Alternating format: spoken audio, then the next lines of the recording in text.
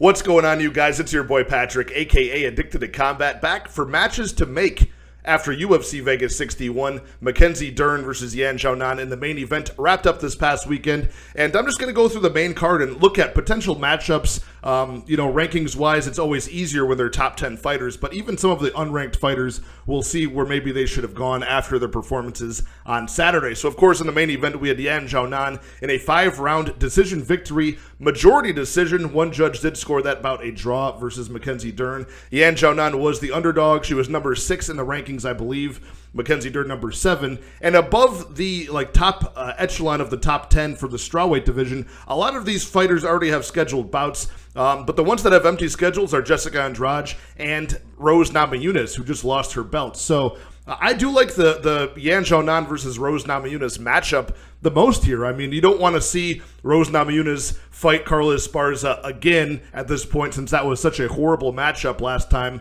that split decision loss for Rose. But Rose is obviously still a very competent striker, as is Xiaonan. And Rose has very good scramble ability on the ground. She does have some submission threat there, so that would force Xiaonan to not only level up her striking, but stay competent the way she had to stay competent against the submission threat of Mackenzie Dern this past Saturday. So I see it as a winnable matchup for both girls. You can see Rose Namajunas get back in her winning ways, impress us again, and give a case to go back towards the belt for potentially a third time that she wins, or it could be a chance for Xiaonan to show that she's championship caliber against a former 2-time champion in Rose. So I like that one. Mackenzie Dern losing this bout now. She is a very talented grappler. She has leveled up her striking a bit, in the past few years. But, you could go a couple of ways with this. You could see the Amanda Lemos fight play out with Marina Rodriguez next. If Amanda Lemos should lose that fight, that could be a matchup for Mackenzie Dern after some time off.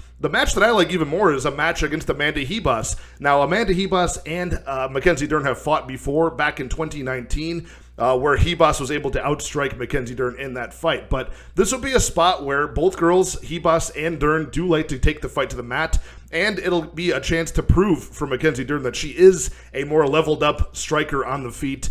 And she certainly has been. The Yan fight was a tough one, but it would be a chance for her to, show that she's not the fighter she was in 2019. Take on Amanda Ribas and, maintain her spot in the top 10. So I like that matchup.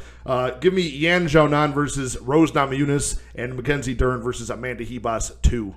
In the co-main event, we had Randy Brown defeating Francisco Trinaldo, 29-28 decision win, unanimously, giving up one round against the older 44-year-old Massarin Duba due to control time. And I kind of expected as a big -300 favorite that Randy Brown would make a statement and maybe be the first guy to finish Trinaldo, or at least dominate him 30-27. So not the best performance, in my opinion, as a guy who's 32 years old facing a older 44-year-old. But the welterweight division's a pretty deep one at this point.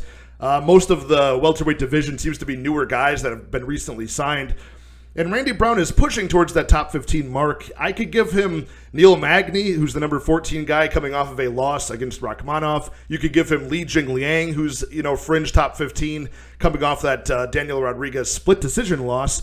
Or you could go a different route, and I like this route the most. Give him Jake Matthews, who's a 28-year-old prospect, just impressed against Andre Fiallo in a stoppage, where we thought Jake Matthews would use a lot of wrestling in that fight. Ended up having, really good improved striking in that one too. So that could build either guy. You could build Jake Matthews at 28 years old, build him into the top 15, or you could build Randy Brown in the top 15 as well. And I think Randy Brown has the better resume of experience than Jake Matthews. So either guy, Randy Brown really has to make that jump into the top 15 now at 32 years old at this weight class rather than later. So, give me Randy Brown and Jake Matthews as the best option out of those three. Francisco Trinaldo, 44 years old. If he's not retiring, he's 2-2 at welterweight, had a long lightweight career. I'd say either retire or give him a old guy matchup. There's Court McGee is out there. Matt Brown is out there. Both of those two are coming off of losses. Court McGee getting knocked out by Jeremiah Wells, and Matt Brown losing a close decision to Brian Barberena. Or you could give him the loser of the Robbie Lawler-Ponzinibbio matchup that's coming up. So it depends on when Trinaldo wants to get in there, how the schedules line up. But I'd probably lean towards, either Court McGee or Matt Brown. Two guys that are both, 40 to 41 years old against the second oldest guy on the roster in Trinaldo. You've got like this the toughness of Trinaldo. You've got the wrestling pedigree of McGee. That could be an interesting, it might not be the most exciting matchup, but it would be a fair fight for any of these 40-year-olds I mentioned to scrap against one another. At the bantamweight division, we saw Xiaonan Barcelos defeat Trevin Jones, 3 rounds to 0, 30-27, 30-27, 30-25 on one scorecard. Dominant performance on the feet, dominant performance on the ground with some vicious ground and pound.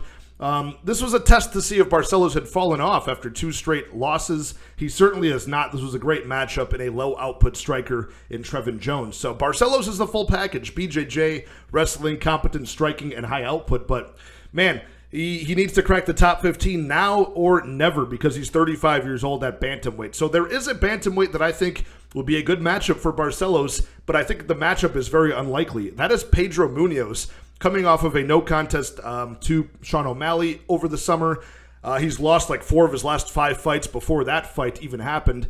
And he's 36 years old. So these two older Brazilians, 35 and 36 respectively, could battle it out. You could either push Pedro Munoz out of the rankings, or he could solidify his spot by beating Barcelos and shutting down his chances of ever making it to this spot. But I think it's unlikely because you've got Pedro Munoz, who's a very high-profile guy. A Barcelos fight would do nothing name value-wise to him, and he probably gets paid a lot more. So I doubt that matchup would ever get made. But theoretically, I think that would be a great option. More likely, we'll probably see Xiaonan Barcelos take on Yanez and Casey Kenny and see where those guys are at in their quest for like top 15 glory right now. The Yanez and Casey Kenny, both high-output guys, competent strikers. They would match well against Barcelos, who would also challenge their takedown defense. So, winnable matches all around. I would like to see that Pedro Munoz fight just because it's 2 aged Brazilians going at it. And I think it will be the most likely path for Barcelos to reach the next level of the rankings before it's too late. But probably going to be a Casey Kenny or Yanez fight for Barcelos next. But Trevin Jones seems to have vastly overperformed in his first 2 fights. Now he's on a 3-fight losing streak. I gotta say, I think the answer to this matchup is right before our eyes on the same card. Give him Randy Costa. We're not really seeing where either of these guys, in Trevin Jones or Randy Costa, are at. I think we're kind of past trying to build them up at this point. Both are limited in their own ways, but Randy Costa is so kill or be killed. He'll put on a pace against Trevin Jones. It'll test the power of Costa because Trevin Jones seems to be pretty durable. It'll also give Trevin Jones a chance to counter-strike and get a highlight reel KO of his own over Randy Costa, either in round 1 or round 2 when Costa dies. So this would be a very exciting matchup for as long as it lasts, and probably for both of these guys now in Jones and Costa. We just want excitement from them. We're not looking for anything big down the road in their careers. So, Trevin Jones against Randy Costa. I feel like that would be a good matchup, and they're both on the same schedule, both taking a loss on the same card. The next fight at featherweight is a very easy one to match make. Sadiq Youssef defeating Don Shainis at featherweight. I mean, that's how a minus 1,100 favorite should look, right? It should take 30 seconds to get the submission and defeat a guy who does not belong. Sadiq Youssef was right around being a ranked guy at featherweight, supposed to fight Giga Chikadze, and Don Shainis just filled the spot on a card that needed it. So Sadiq Youssef, just rebook him against Giga Chikadze. Youssef took no damage in that fight. He's a 12-2 shiny record guy. Chikadze equally, 14-3 record, coming off of his only UFC loss to date over Calvin Kattar. Just rebook Chikadze and Youssef. And Don Shainis, I'm not sure they'll keep him around. I wouldn't be surprised if they do because they have so many events, 40 to 45 UFC events a year these days. So just feed him to like a Dana White Contender Series guy making his debut. Maybe that guy on the Contender Series didn't have the most convincing fight, but Dana still give him a contract. Give him Don Shainis and see if they're really worth being in the UFC. And finally, at lightweight, we had Mike Davis defeating Vyacheslav Borschev, exposing the short notice Vyacheslav Borshev's lack of wrestling defense with a one scorecard was 29-28 for Mike Davis. The rest were 30-26s. More accurate there for Mike Davis, who returned after a 1.5-year long layoff. That naturally slows his progression in the rankings. So a lot of people have passed him by at this point, although he only has had a couple fights in the UFC.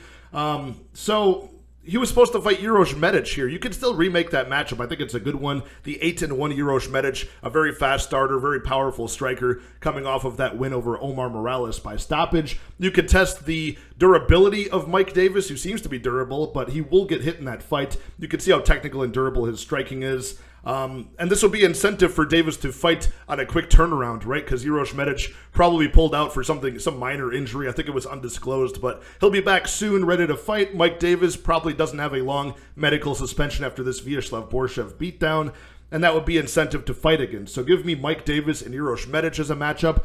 Otherwise, if they don't rebook that one, I mean, you could test out a lot of different types of guys on Mike Davis. You give him Benoit Saint-Denis, who's 2-1 in the UFC, just like Mike Davis is. You could give him Ludovic Klein, who's up at 155 now and just showed out against Mason Jones by decision. A striking affair, a striking clinic there. That could test striking and groundwork potentially for Mike Davis against Ludovic Klein, who's also 3-2 in the UFC. Or you could give him a bigger name. Not a huge name, but, a guy who's established. Nasrat Haqparast. That guy is 6-4 in the UFC, so 10 total fights. Not the best, but, it would be a fun striking matchup on the feet. And you could test, again, Mike Davis could potentially throw in some wrestling into that fight as well and show all wrinkles of his game. So Benoit Saint-Denis, Ludovic Klein, Nasrat Haqparast, all viable options for Mike Davis, in my opinion. Because Mike Davis is a very athletic, talented guy, well-rounded, but he doesn't have the most experience in the UFC, and he's been on that long layoff. But otherwise, top priority, just rematch Uros Medic against Mike Davis.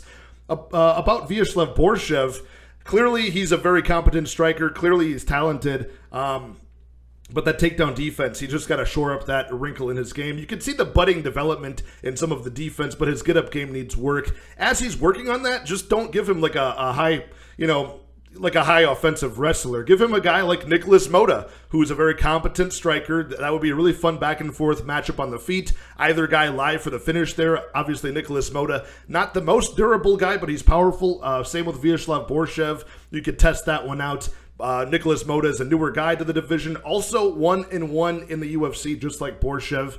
Moda just coming off of that one-round knockout over Cameron Van Camp a couple of weeks ago. So both are almost on the same schedule. Both have a 1-1 record in the UFC. And that would be a good matchup. Striking-wise, it could be very exciting. Okay, there you have it, you guys. Just my quick thoughts on the potential matchups for winners and losers of UFC Vegas 61 that just took place. No live stream this week since there's a UFC off week, but I'll be back to the action for UFC Vegas 62 next week. Hit that like, hit that subscribe, and I'll be back talking to you guys very soon. Cheers.